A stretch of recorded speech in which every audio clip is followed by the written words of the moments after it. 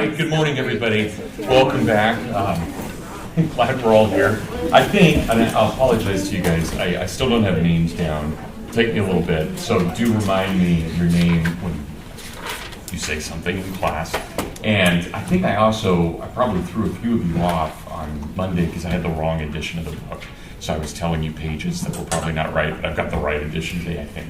So warn me if I have it wrong, or somebody give me at least a hint. But otherwise, I think we should be set. I would like you for Friday, and I might, by the way, be just a few minutes late on Friday. I'm getting a thing for admissions, a talk at 8:30. It should be done by 10, but I might still be a few minutes, so don't worry if I'm running late. You can, if you don't mind, just set this up again, which would be great. So I would like you, and this looks like a lot, but it's really not as much as it's going to look like. I would like you for Friday to read the letter of Brutus, and then the Federalist Papers we have, and the letters of Fabius. So those start, at least if I got the edition right, it's page 159, and they should end around 194. So I guess it's more than I was thinking, but it should be fine. Those are the debates on the Constitution. I think you should be able to read through those fairly quickly. And then if you're looking ahead at all, probably on Monday of next week, we're going to talk about George Washington, and then on Wednesday, probably Edmund Burke and the French Revolution, just in case you want to get ahead going through most of those readings. Okay, so today, if we're all clear on that, I'd like to start by looking at page 135, which is this, I have to give you a little bit of background here, a little bit of the story. This thing that we have on 135 that starts down at the bottom, fellow countrymen in America, is everybody on the same page? So I've got the right, okay, cool. This, I have to explain how I found this. So I came across this document when I was doing my dissertation research, and I wrote my dissertation on the American founding.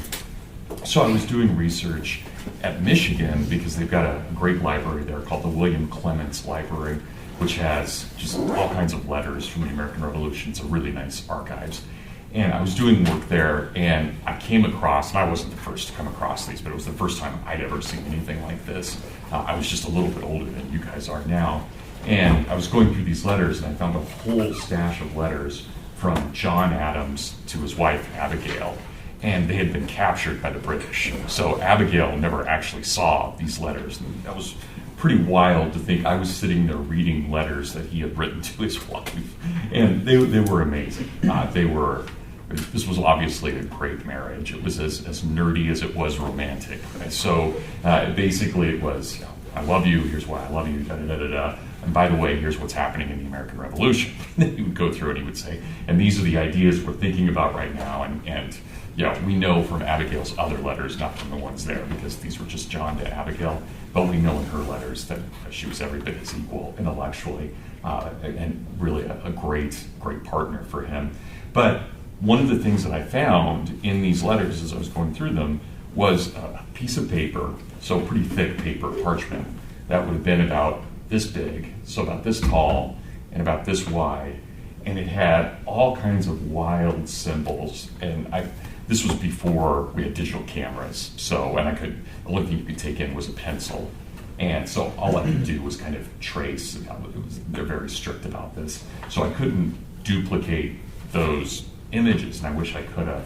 But in the middle of those images was this thing that we have, and what you're looking at here is what would have been, and this is one of the coolest things for me, and I think one of the things I want to try and get across to you, is that the war for independence was not just a war of revolution in which we're angry and we fight. Right? That's absolutely true. That's what we're doing. But it was also really based on ideas. And these kinds of ideas that we see, so when we talk about something like the Declaration of Independence, we're talking about very serious, long-held ideas that the Americans are embracing and really trying to live out. But this is an example not written by someone like Thomas Jefferson, but written by an average person, where they create these posters that they would call these Liberty Bills, and then they would put them on what they called Liberty trees or Liberty poles, which were trees or some kind of poles that they had put up, like May Day poles, which they would put up, and then they would put these advertisements on. So somebody want to read this? I really appreciate it. Someone volunteer to read this out loud. So, hey, what's your name? Paul. Paul.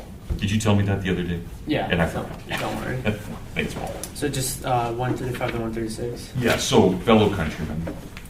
Fellow countrymen, be not intimidated at the sight of soldiers, mercenary soldiers, who for a penny a day addition to their wages would serve Mephistopheles, the devil. Mustaphali III, as soon as George III. You know their number. 1,000 slaves are not to give laws to a brave and free people. They have already begun to show their insolence. There is now no appeal but to God. Extirpate them, root and branch. Be sure their chiefs are their first victims. Rise, my countrymen. Throw off the first feather of slavery. A standing army. Remember your brave forefathers, men of whom the world was not worthy. They purchased this land with much treasure and seas of their blood. Let them not in this day rise up and see their posterity less brave, less resolute, and less virtuous. My countrymen, we either must unsheath our swords or be slaves. Your understandings would be affronted were the last to be put to you. The day is come. Strike these invaders of your liberty, these enemies of your God, and not let them any longer pollute the insulum sacrum. Ye that have got no swords, sell your garments and buy one. You fear not death, only slavery. The anniversary of our last stroke to their underhand plots was the 14th of August. Let our last and effectual stroke to their open hostilities be the same. My countrymen, be freemen or slaves or die. Great, Paul. Thank you. So this is very serious, right? In the way that they're approaching this. This is a war of ideas. But clearly, you look there on line 6 and 7 of page 136, right? Be not less brave, less resolute, less virtuous. Right? That kind of key passage there of trying to get people, to rouse them to fight and to get them ready to fight and to understand that the enemy is doing very serious things to us, to the Americans overall. So one of the odd things that I think, at least for us, when we look back, we tend to think that the whole American population rose up. But probably only about 25% of the American population was deeply committed to what would have been called the patriot or the Republican cause. Probably about 25% were deeply committed to the British cause, and 50% of the American population kind of went back and forth a lot depending on where armies were, what town was being occupied at the time. So there's a lot of give and take in the middle. After the American Revolution, of course, almost everybody becomes a patriot. It's like, at that point, it'll be like 20 years from now. No one will admit that they voted for Trump. And even though obviously half the population clearly did. The same thing for my generation about Nixon. Can't meet anyone who ever voted for Nixon, even though Nixon was elected president. Clearly somebody voted for Nixon.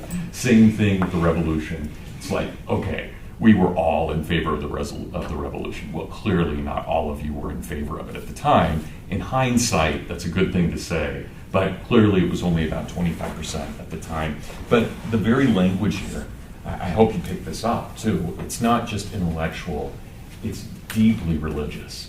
Now, whether we agree with the religious sentiments expressed or not, it's a different question. But these are deeply religious questions that he's asking. Right? Think about the enemy identifying with Mephistopheles, with the devil. And would you serve him? Right? And the third is a joke because of George III. So this is the third devil versus the third king. Who are you going to serve here? Right? Well, your God, that is the real God, actually demands you do this. And what kind of land are you protecting? Well, this is your holy land. Right? This isn't just some piece of soil. This is the soil upon which your ancestors gave their blood. And so are you going to find yourself less resolute, less brave at this point? And that's a deep challenge because you've already spent a couple of weeks looking back at that colonial period. You know what was sacrificed for that to have come about and the way that those colonies were made. So they're really, really appealing to that. But then we get to the intellectual side. They're just deeply intellectual side. And we have this amazing letter from Thomas Jefferson there again on page 136.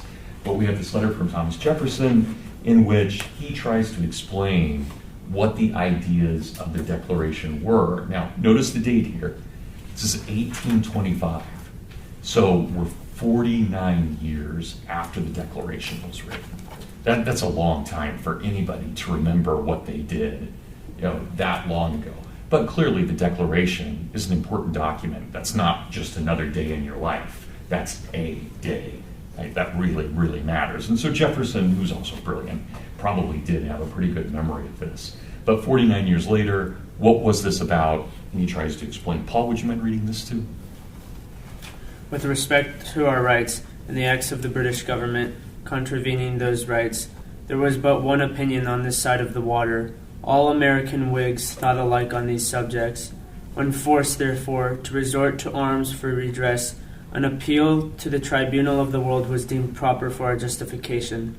This was the object of the Declaration of Independence, not to find out new principles or new arguments never before thought of, not merely to say things which had never been said before, but to place before mankind the common sense of the subject in terms so plain and firm as to command their assent, and to justify ourselves in the independent stand we are compelled to take. Neither aiming at originality of principle or sentiment, nor yet copied from any particular and previous writing, it was intended to be an expression of the American mind, and to give to that expression the proper tone and spirit called for by the occasion. All its authority rests then on the harmonizing sentiments of the day, whether expressed in conversation, in letters, printed essays, or in the elementary books of the public rights, as Aristotle, Cicero, Locke, Sidney, etc. Yeah, thanks, Paul. So we really almost have a hagiography here. We have this lineage at the end. These are the great figures that we've looked to. We looked to Aristotle, you guys remember from Western Heritage. We looked to Cicero, and we looked to Locke, and the only one that you haven't studied here is Sidney, and he's important, but he's not quite as important as these other guys. But it is where we get the name. It's why people are still called Sidney to this day, named after Algernon Sidney. Became very popular after he became famous at the time.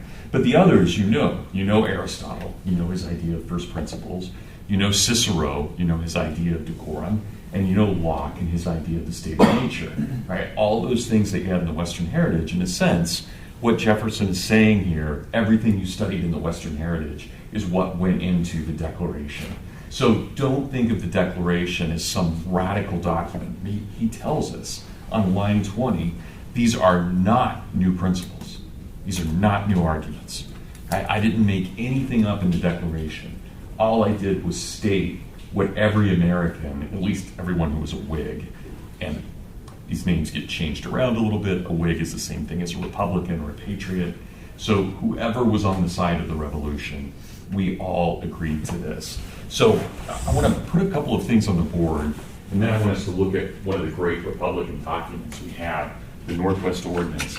But I want us to try and think for a moment about what exactly a republic is. So I mentioned to you the other day on Monday that a republic comes from the Latin res publica, and it means truly the good thing or the common thing. Now, it is absolutely not the same thing as a democracy. It's not the same thing as a monarchy, and it's not the same thing as an aristocracy. But in some way, it has to blend all three of those forms of government together. So in some way, it has to think about the rule of the one or of the executive. It has to think about the rule of the few, the aristocratic, and it has to think about the rule of the many, democracy. But it really cannot be any one of these things over the other. It has to be all of these things in some way. And here's the way this breaks down. And I don't know if Dr. Vincenci has talked about this at all or not, but this goes back to your Western Heritage.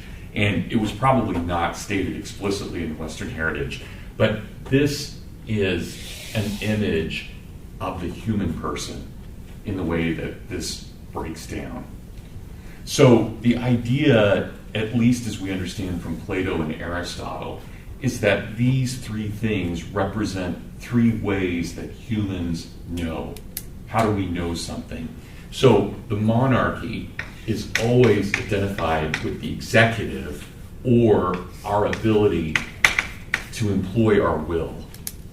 So how do we employ our will? I decide to do this. It's the brain that makes those decisions. The body follows, but the brain makes the decisions. It's calculating, it's thinking, it's trying to analyze this versus that, this over that. So the brain is the decision maker. It executes our will. The aristocracy, and don't think of this in a bad way, right? We often, especially as Americans, we tend to think of aristocracy as kind of corrupt Europeans. That's not what aristocracy originally means. It actually means nobility, the kind of nobility of the soul in particular. And so we identify it with the soul. And in particular, unlike the monarchy, where we think of executing a decision, the soul is about imagining possibilities. So it's tied to the imagination. And for those of you who come from a Christian background, you just immediately think of the opening to St. John's Gospel. Right? In the beginning was the Word. In the beginning was Logos. Right? In John 1:9, what is Jesus? He is the light that lighteth up every man. It's his image that's put there, the imagination, the image that is there, that allows us to see. Right? Think about as well in Scripture when Gabriel goes to Mary, and Mary's response is, "My soul doth magnify the Lord." Right? I see the image. She didn't do anything. She accepted. And that matters. Obviously, the will matters too. But here we have the imagination and the way it plays out. So this is an understanding of the soul. And finally, we have the democracy, which is always tied to, and I'm just going to use the same word for both of these things, but it's tied to our passions or our stomach. It's the animal part of us, the part that is hungry, the part that is desirous, the part that wants. And so democracy is always tied. So if you think about the human person, it actually, and this is a great way, I think, to remember it, basically you have the monarchy, which is the head, you have the aristocracy, which is your soul or your heart, and then you have the passions, which is your stomach. Right? So it's the upper body right here. Right? Those are the decision-making possibilities of who and what we are as people. So think about this. I had you guys read the Constitution for today. How's that break down? Executive, legislative, and Okay, executive's pretty obvious, right? Article 2, aristocracy, where would that be? Yeah. The Senate and the judicial branch? Yeah, exactly. The Senate and the judicial branch. What's your name? Gabe. Gabe, thanks. And the democracy? Yeah, go ahead, Gabe. The House of Representatives? Yeah, absolutely. Right, think about this, and we'll talk more about this probably on Friday, but imagine what one vote do any of us get to determine any of this. We get one vote for 1 out of 435 representatives, right, originally. Now we vote for our senators as well, but not in the beginning. We didn't. So the only say any citizen has in the federal government is one vote for one congressperson. That's it. We don't vote for the president because it's the electoral college. We don't vote for the Supreme Court because they determine. And that's an attempt on the founders, by the founders, to try and balance these three parts of not only the human person, but also this understanding of how to make a republic function. Does this make sense for everyone? So please stop me if it's not. So I want to be sure that everybody's with me on this. And you see then, hopefully, how a republic, by its very nature, is an organic way of thinking. It's not a machine. Republics are not machines. They're not mechanisms that function properly. They're bodies, much like our physical body. Now, what else would that imply then? Think about the natural aspect of this. And imagine, at the beginning of the Declaration, you have when in the course of human events. What's the implication of having an organic, bodily, that is what we are, kind of government, or having a government that's shaped on the human person? What's true for all of us? Yeah. Well, I was thinking that in this way they can keep each other in check. Yeah, but how so? Talk about that for a moment. Well, we have with the separation of powers, each branch kind of has the power to keep another in check in case they don't get too powerful. Yeah. And in the same way, we sometimes make sure that our head is controlling our heart, or our heart is controlling Absolutely. our stomach. Which is something that's really hard to do, right? It's really hard at times. I mean, there are times when hunger just calls out to us. There are times when anger just calls out to us. And we have to restrain it. We have to use our will to overcome it. So there is absolutely this balance of things. Yeah, very good. What else do we know then, if it's based? Yeah, Tom. Well, it reflects God's creation of man, and so the founders are sort of taking the same way that God created man and using it to create government. Yeah, absolutely. It's a reflection on creation, what J.R.R. Tolkien would call subcreation, right, where we create in the image of God, but obviously we're not God. And so what does that mean about human beings, too? What is one thing we all know about every one of us? We perfect? Is that perfect? By definition, it can't be perfect. It's meant to be messed up. That's part of the understanding. You don't want it perfect. If all of these branches suddenly agree on something, I mean, that's the ideal, but it's not the norm at all. And so you've got to kind of worry about that. It's like, wait, are they playing God when they have all things in sync? So there are deep flaws. And those flaws are not accidental. They're built into the system. The system is meant to have flaws because you don't want to try and create something perfect. That would be ridiculous. Then, going to Tom's point, we would be playing God. We can't do that. Right? So we recognize automatically there's a flaw. Well, what else can we say? If we know about the human person, and this is based on that, yeah. It can change and it can die. It can change and it can die. That's exactly right. So, it's born, it ages,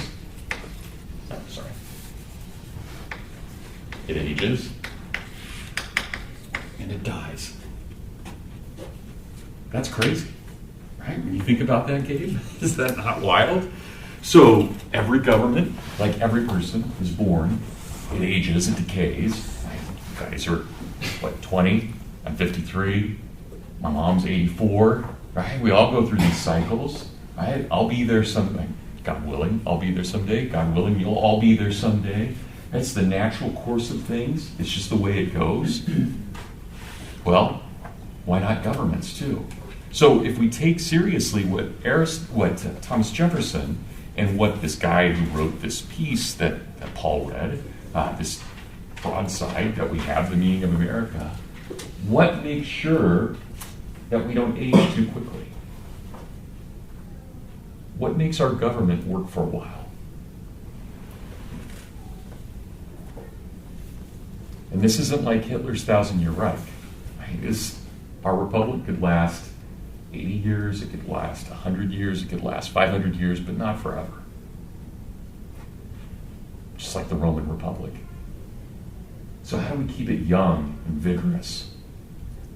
How do we keep it void of corruption? Yeah, Paul. Well, you have laws that sort of, you write laws or amendments in the sense that can help you keep the principles of the founding while at the same time adapting to the situation of the present. Okay, so one way we can do this is have good laws. Right? That's what William Penn said. Remember? Good men, good laws. Okay, so we can have good laws. That's one way. Yeah. We constantly re-elect the members of the Okay, branch. all right. We keep things dynamic in terms of who is in office, right? Our office holders.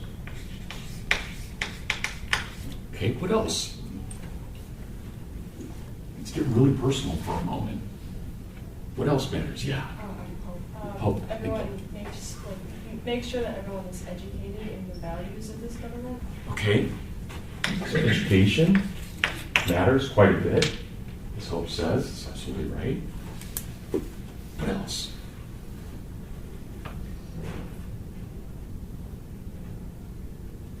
What do we want to be? Don't find yourself less brave, less resolute, less what? What's the key word here? Virtuous. You need a Virtuous. virtuous people. Absolutely. And virtue is based on having a dynamic government. It's based on laws, it's based on education, but most of all, it's based on our habits, us making the right choices. Right? So habit becomes really important. And I want you to know what the word virtue literally means. Virtue, if we break it down, it's also a Roman word, virtu. It means the power of humanity. You guys will forgive me for a moment, I'll give you another scriptural reference. Think about when the woman wants to touch Jesus' cloak. And the King James Version says that virtue flowed through the cloak into the woman.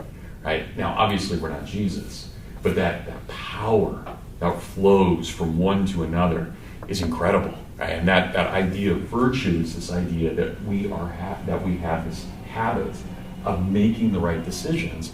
And it also means, this is why a republic is really, really hard, just like it's really hard to be good all the time. It means that every decision we make matters all the time. So decisions we make right now matter, even though they may not seem like it. And you guys may already be thinking about lunch, or you may be thinking breakfast wasn't quite what you anticipated, or there would be a billion things you could all be thinking about right now in addition to what we're doing. But those habits matter. How you think about these things, the decisions that you make. Do I want to write this note down? Do you think this is really what Dr. Vincenti wants, or his birds are just talking? No, these are all things. You have to make those judgments, right? You're constantly making those judgments. I'm not going to blame you. I make those judgments as well. I'm deciding right now, should I talk a little bit more about this, or should I move on to the next topic? Right? We're constantly making decisions. And so this is what we're getting at here as well. For society to work, it has to be virtuous. So there are 4 things that matter in terms of a functioning republic. And I love, you guys did a great job with this, especially breaking that down. I think you nailed that exactly right, what really matters and how to decide what these things are. But there are 4 rules that we have for a republic. And this is just as true for the Roman Republic as it is for the American Republic. So remember this here, just mark this, is virtue. But the 4 rules that we have to have, that's number 1, you have to have a virtuous people. So, unless you have a virtuous people, your society is going to collapse. Now, you never, ever, remember, we're not perfectionists. You're never going to have a totally virtuous society. That's an impossibility. It's not going to happen. But you still have to try and desire that there is virtue in society. And what this really means is that those people who will practice virtuously, that is, those who give of themselves to the common good, to the republic, the rest of us kind of have to stand out of the way. So we don't hinder those who have given their lives to service. And that can mean that maybe they're in government, hopefully dynamic. It could mean that they became a Marine. It could mean maybe they became a pastor. They did something where they're giving themselves over to the common good without necessarily benefiting monetarily from it. And now, obviously in a free market, there's nothing wrong with benefiting monetarily as long as it's done virtuously, as long as it's done positively. And the market tends to punish those who do not behave virtuously over time. Not always, there are always exceptions, but over time, it seems to work pretty well. But there's still a difference between someone who is a merchant and someone who has given their life like a pastor. Those are different. It doesn't mean one's good and one's bad. They're different levels of good. And so the founders argued that we have to stand out of the way of those who give themselves to service. Now, they have to be held to a very high standard, an extremely high standard. You can't be one of the virtuous and then go off and do whatever you want. Clearly, you're violating things. So it demands that we monitor them and that they monitor themselves. But the best way to do that, of course, is have a society where choice is taken seriously and where people make the right choices more often than not. Number 2, second most important thing that we see in a founding is the idea that we own ourselves. And this is where we talk about the right to property and the understanding of property. Property doesn't mean that I own stuff. It can. So, got my keys, my little Batmobile there in my pocket. I'll put them back. That's mine, right? And even if you took my keys, you probably have to go to a variety of different parking lots and figure out which fob works on which car, so you wouldn't be able to take it very easily.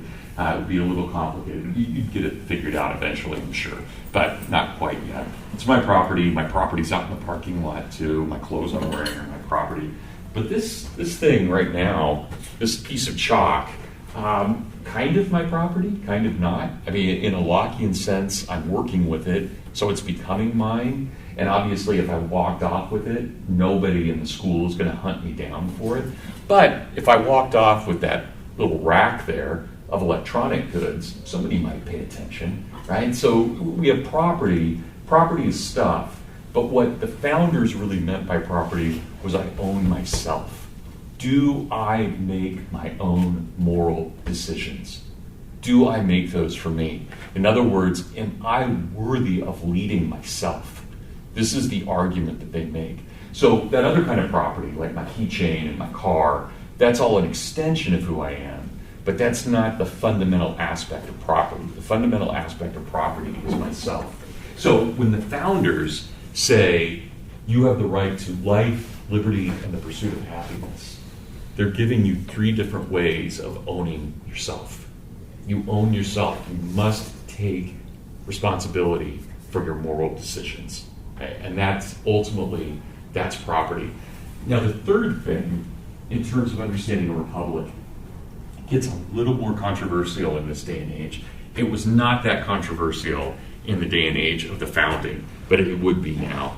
And that is, in order to be virtuous and in order to own yourself, you're almost certainly, because we live in a flawed society, going to have to be well armed.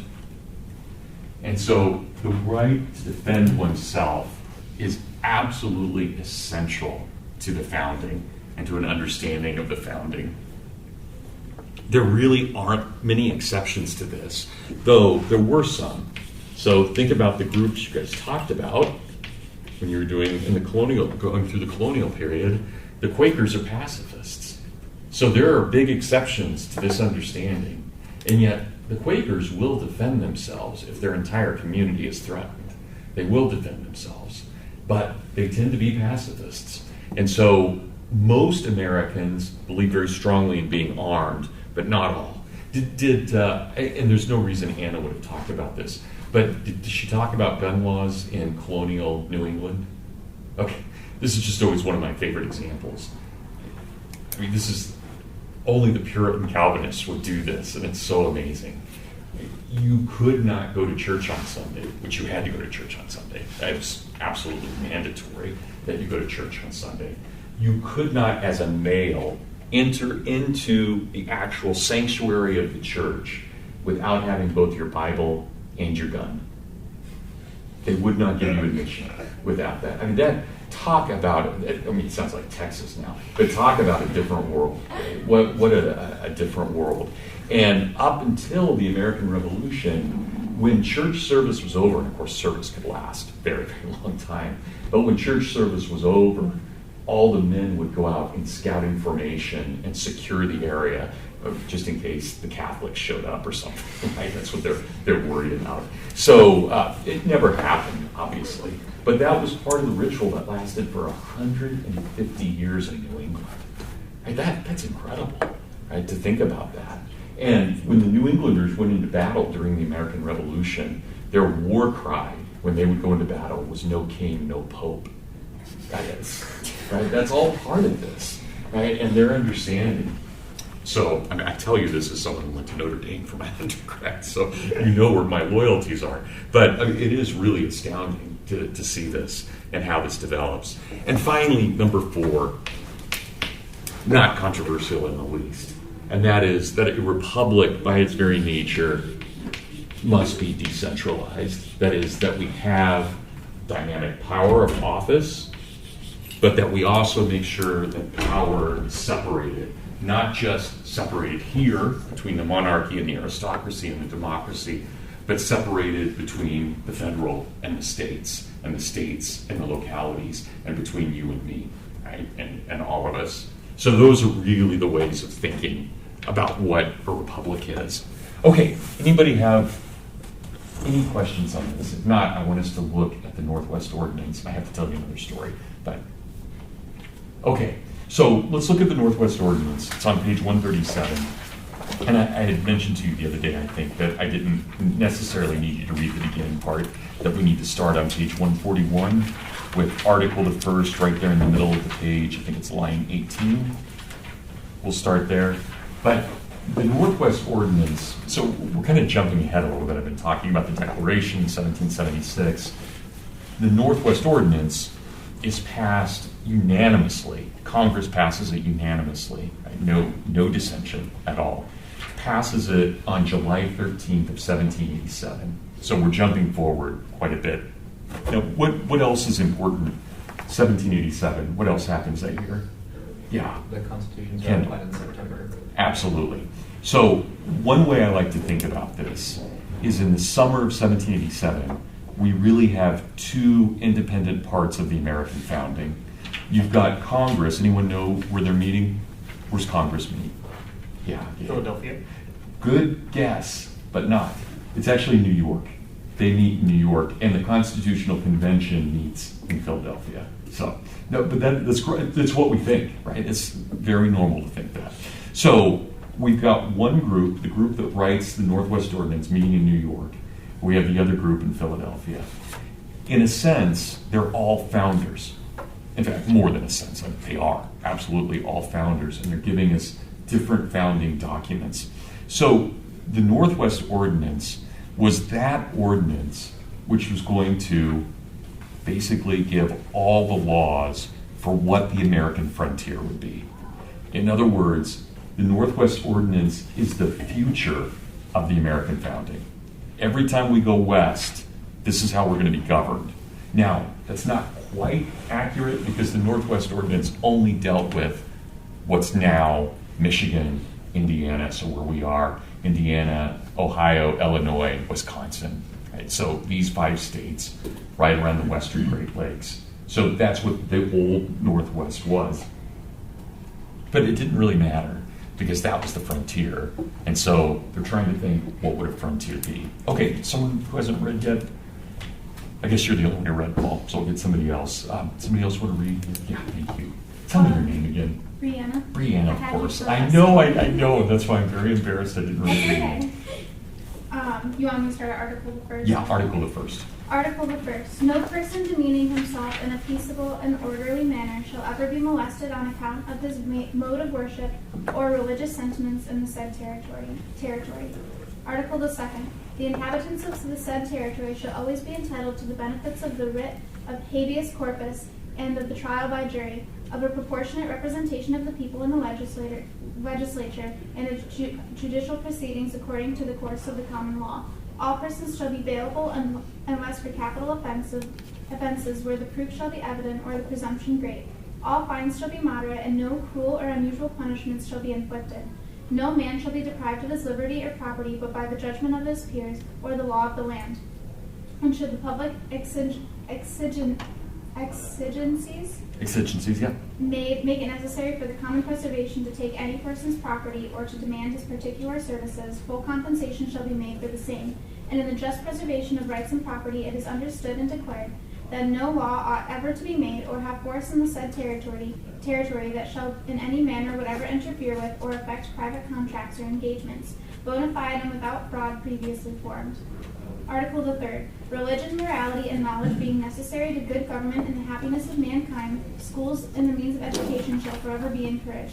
The utmost good faith shall always be observed towards the Indians. Their lands and property shall never be taken from them without their consent, and in their property, rights, and liberty, they shall never be invaded or disturbed unless in just and lawful wars authorized by Congress. But laws founded in justice and humanity shall from time to time be made for preventing wrongs being done to them, and for preserving peace and friendship with them. Okay, let's stop there, Brianna. Thank you. Nicely read.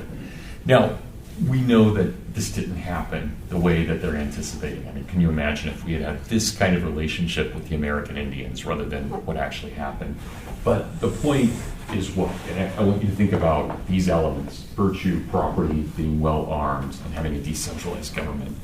What is the West here for these people? What are they trying to do? And notice what kind of language are they using in this.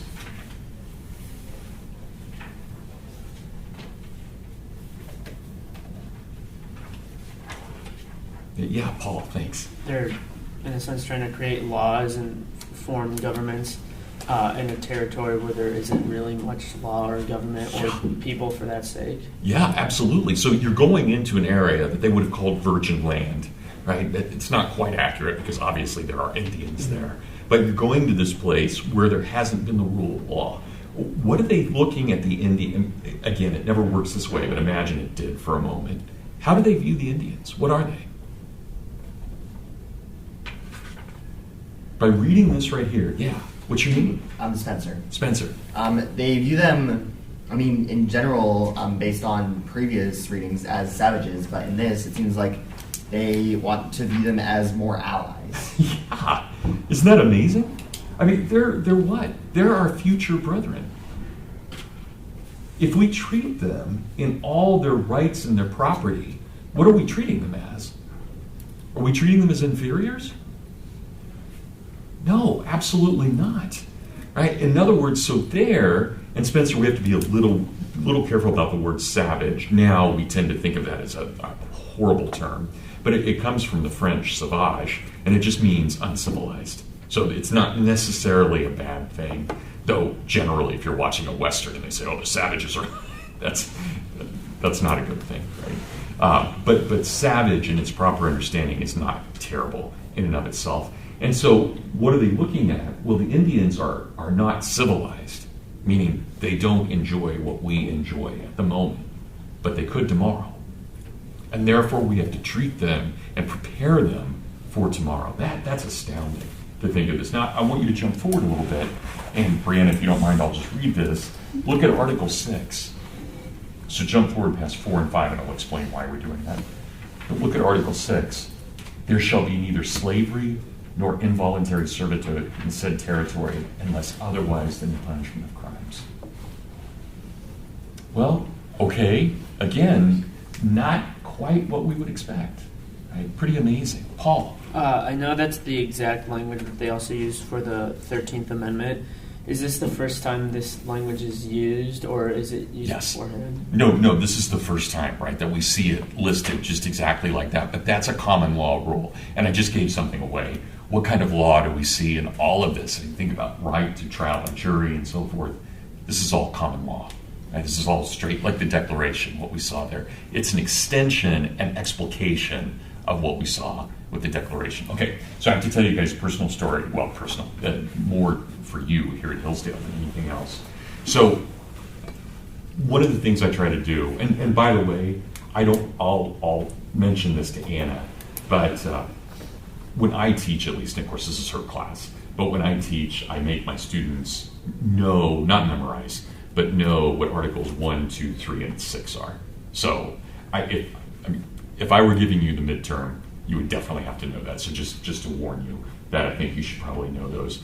Again, Anna may do it totally different than I do. But here's an interesting thing. So I have the great privilege here of, I get to teach the American Civil War at the college. I do it with one of my colleagues, Dave Brady, and we trade off every year. So one year he does it, the next year I do it. I love teaching American Civil War. It's endlessly fascinating. It never gets boring. And there are always new people to discover, new battles, and always incredible stuff. But one of the things I do with my classes is I always hold one class up in Oak Grove Cemetery. Now, how many of you have been up there? I mean, most of you are sophomores, so you've been around for a while. If you have not, now obviously today's weather is not the best weather to do it. You might want to wait till spring. The best time to go is in the fall. But walk up to Oak Grove Cemetery. It's about, I live across the street from it. It takes me 11 minutes to walk from here to there. So that's how far. It's not far at all. You'll get there in just a moment. And it's 9/10 of a mile to walk around it. So it's a beautiful walk, and the cemetery is designed to be a place that you come visit. It's not just where we're housing the dead. It's actually landscaped, and especially for Hillsdale, it's really, really, really nice.